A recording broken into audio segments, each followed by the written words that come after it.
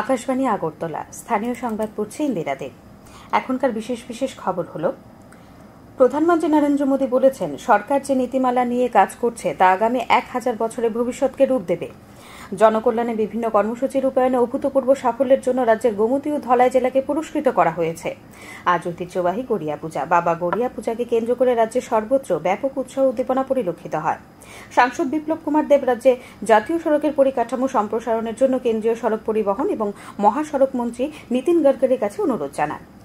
প্রধানমন্ত্রী নরেন্দ্র মোদী বলেছেন যে তার সরকার যে নীতিমালা নিয়ে কাজ করছে তা আগামী 1000 বছরের ভবিষ্যৎকে রূপ দেবে। শ্রী মোদী সকলকে এই অভিন্ন দৃষ্টিভঙ্গির জন্য প্রতিদিন এবং প্রতিটি মুহূর্তে অক্লান্ত পরিশ্রম করার আহ্বান জানিয়েছেন।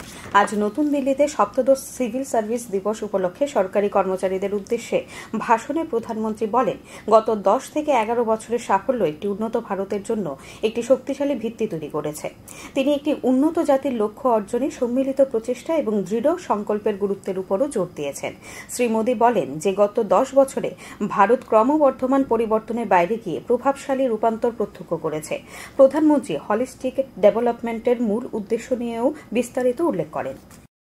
इस बार सिविल सर्विसेज डे के theme holistic development of India रखी गई है। ये सिर्फ एक थीम नहीं है, ये हमारा कमिटमेंट है। देश की जनता से हमारा वादा है।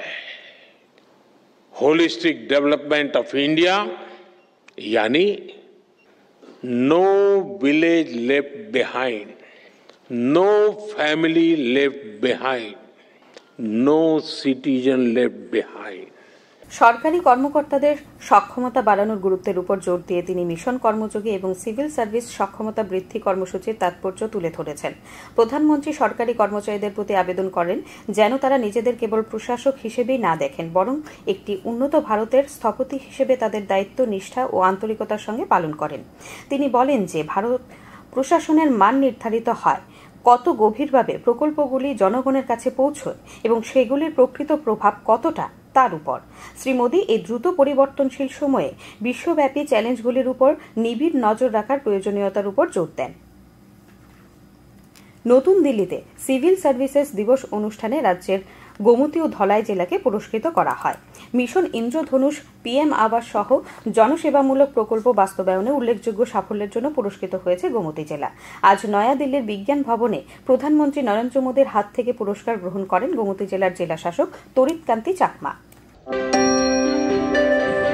त्रिपुरा राज्य का गोमती जिला प्रशासन आज समग्र विकास की राह पर तेजी से चल पड़ा है। मिशन इंद्रधनुष से बच्चों को सुरक्षा, पोषण अभियान से कुपोषण पर प्रहार, पीएम आवास से पक्की छत जैसी कई कल्याणकारी योजनाओं का लाभ 100% लाभार्थियों तक पहुंचाने के लिए टीम को शुभकामनाएं।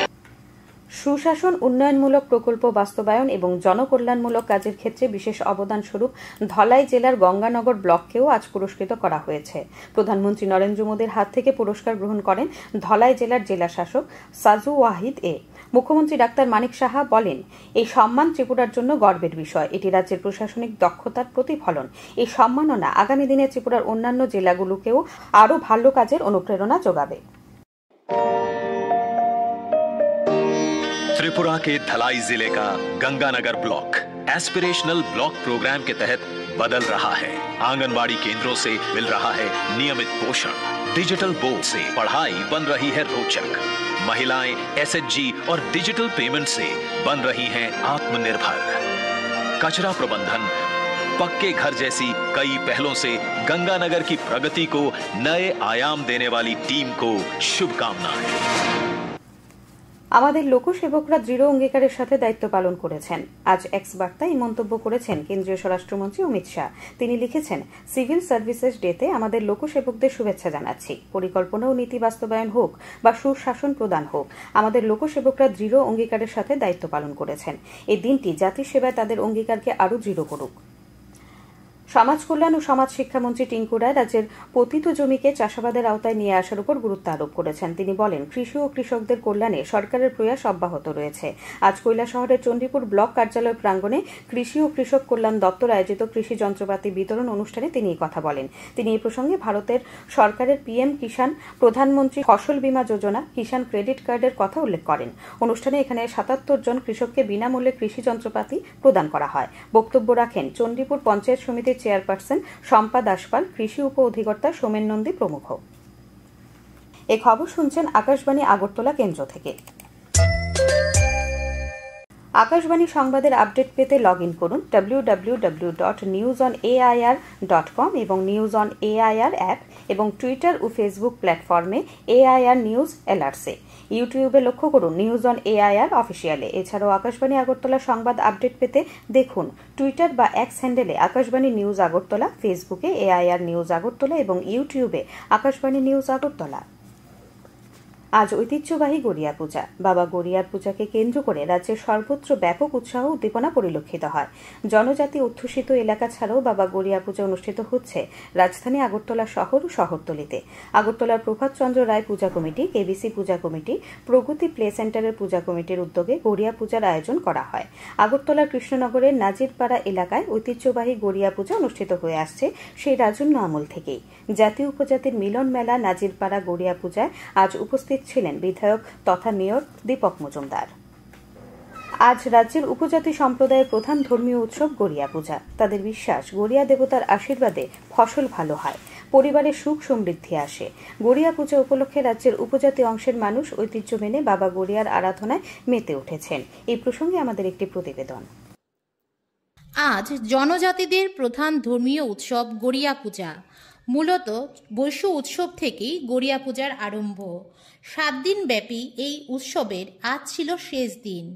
জনজাতি সম্প্রদায়ভুক্ত জনগণরা শেষ দিনটিকেই মহা আড়ম্বরে পালন করে থাকেন। বাঁশ, কলাগাছ ও সুতার তৈরি মণ্ডপে হয় বাবা গড়িয়ার পূজা।